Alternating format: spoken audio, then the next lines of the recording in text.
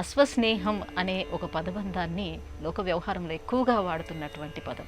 అంటే ఎక్కువైన స్నేహానికి ప్రతీకగా ఈ పదాన్ని వాడతారా? అలా కాదమ్మా.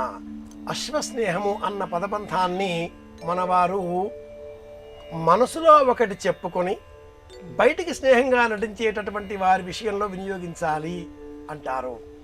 తెలుగువారు చాలా తెలివైన వారు కదా, సులభంగా ఎవరికి తల వంచేవారు కాదు కదా.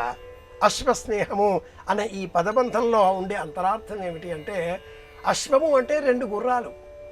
ఈ 2 గుర్రాలు, అశ్వం అంటే గుర్రం, అశ్వస్నేహము 2 గుర్రాల మధ్య ఉండే స్నేహం.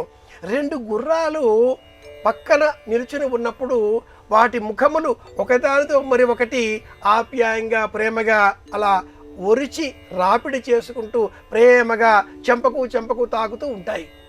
కానీ ఆ గుర్రాల కాళ్ళు వెనక ఒకదానితో మరి ఒకటి తన్నులాడుతూ ఉంటాయి.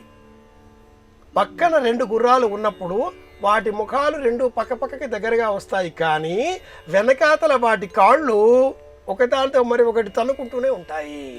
ఇది అశ్వస్నేహం అంటే. ముఖం పద్మదలాకారం వచశ్చందన శీతలం హృత్కర్తరి సమాసీతి అతి వినయం.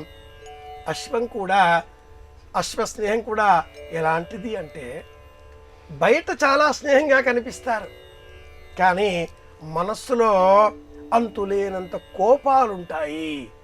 వీరా నాకు చెప్పేది అని మనసులో అనుకుంటూ మీరు భలేగా చెప్తారండి అని ఎవరన్నా బయటికి అంటే ఇది అశ్వస్నేహానికి ప్రత్యక్ష ఉదాహరణ. వ్యంగ్య అర్థంలో ఈ శబ్దాన్ని మనవారు ప్రయోగించారు.